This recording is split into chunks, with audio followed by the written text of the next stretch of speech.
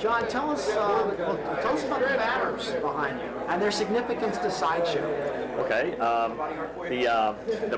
the banners is an advertising signage technique that they discovered, Wilkes-Barre actually discovered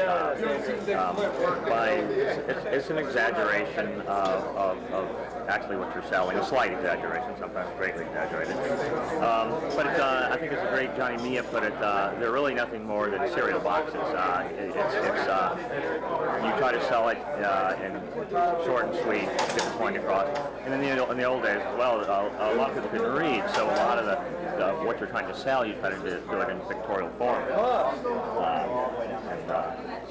Which is this is an example here of a fat lady, and people quickly get the point.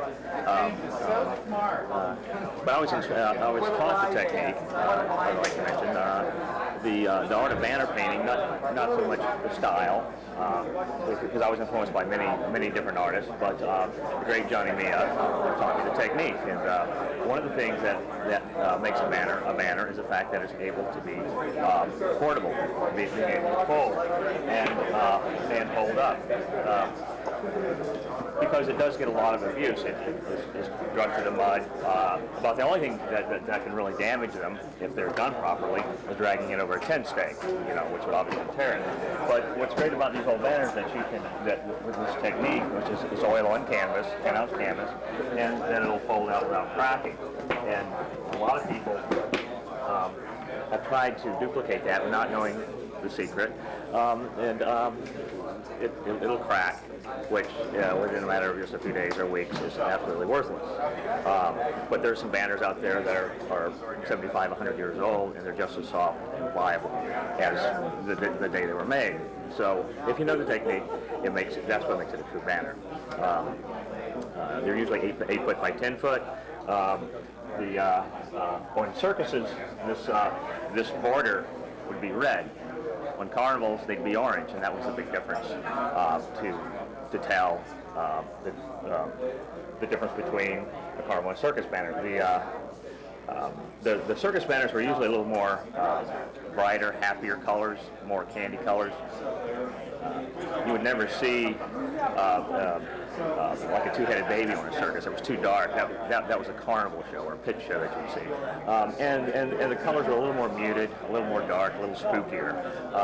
But circus banners were very much like the whole ambiance of the sideshow was more of like a fairy tale book. That's why you had giants and you had dwarfs and you had all these kind of happy, mystical type characters, as opposed to something that was kind of dark, which is very much the carnival approach to displays. So what's the banner behind you here? Tell us about Little Jessie Stitcher and your efforts to make the banner. Okay. One thing that I don't do is just create banners just for the sake of creating a banner. I like to paint a banner if it's attached to a real attraction, be it a museum display, which could be a mummy, etc., or an actual living oddity. And which I was fortunate enough to paint this of an actual living half-boy who is still alive today. So when I do get the opportunity to paint a banner, which soon I'm going to be painting a banner for George the Giant, so it's quite an opportunity because there's not a lot of working giants out there that want a banner. So so when I do get an opportunity like this, it's absolutely sheer heaven. Now we were talking about the 10-ounce canvas. Can we stop a second? Sure. Okay. You can. Where would you like? Where was we left off? I was just asking. Tell us about Little Jessie Stitcher and your efforts to paint the banner here.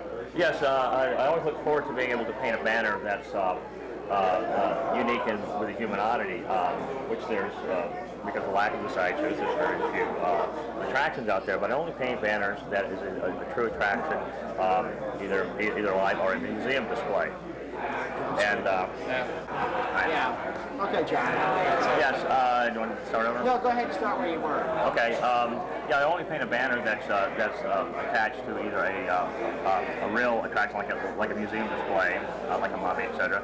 Or and nowadays it's quite rare to actually paint a banner for a living attraction such as a half-boy who is actually alive live today. I'm also looking forward here at the convention. I talked to George the Giant, so I'm still doing negotiations, but I'm looking forward to possibly painting a banner for him, which is that the Giants working today, and when it's willing to have a banner painted. So what's fun about those, you usually do them double high because it exaggerates the height, and it'd be quite an honor. So I'm always looking forward to doing unique and unusual things, which most artists don't have the opportunity. Can you walk in front of the banner and point stuff out? Sure. Why don't you do this? Try this. Come over here and just... What was going to read better? You want it over here, or do you want him? Just go ahead, John, and tell us what you again, about the significance of this banner here. Okay. I'd probably like to talk a little bit about the what gives the old time banners, which I achieved. What the old timers did was to create depth, and which is a rather complicated method. It's kind of a juggling of middle spirits and paint, etc. But I have to mix about 4 or 5 different shades of the same color to work out to get that depth. And it's very important, and it really gives a lot of impact to the banner. Now, we're talking about Jesse Stitcher, and a lot of what they would do to they were kind of known as turkey boys, just because they when they walk in their hands, they look like a turkey, very strange. And that's the purpose behind the fez, which is turkey, and it's just kind of a weird little inside joke among show people. Turkey's fez or the turkey boy, and it makes absolutely no sense, but it was one of those things that just developed. You see a lot of half-boy type banners, and Jesse's actually one of about 14 people in the world that are half still alive today. But he's very athletic. He's by no means pathetic or sad. He's very upbeat. In fact, he will open the door for you. And because of his center of gravity, he tends to have a better agility. He's quite handy in setting up tents, and he's very happy with the way he is. But one of the things they used to do also on a banner is if you could get the word "alive" on there, that was a big seller. Otherwise, people would just think it was a photograph or a dummy or a wax figure. And this is also what they call a bullet.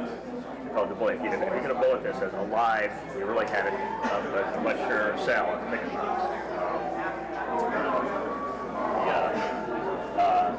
Here again, half voice is one of the few things you would see on a circus, because it was not grotesque, as you would say, someone that had a disfigured face, because you actually saw no distorted body part, flesh. So it was the lack of flesh, and it was covered. So it wasn't particularly distasteful.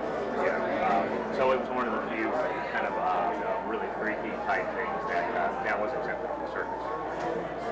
Where does he live? Where is Jesse? Is he still performing now? Or? No, he was traveling with some carnival, but he was not actually, because of the lack of sideshows, he was actually doing carnival games. And I think he was doing like a ball pitch or something like that. And in setting up the pitch, he would gather a crowd of hundreds of people, but he was not really trying to sell himself. And I had met him, and he was very interested in performing. He's quite a ham, actually, and we're doing some negotiations now. And at this point, I can't disclose where he's living for obvious reasons. Okay, that's fine. I think this is good. I mean, I don't know. I mean, this covered like a lot of that, the information about oddities. And you'll edit it. Of course. Yeah. Around, right? I don't know. I mean, if you want to get inspect the banner. Just shoot some B-roll. Yeah, okay, go ahead.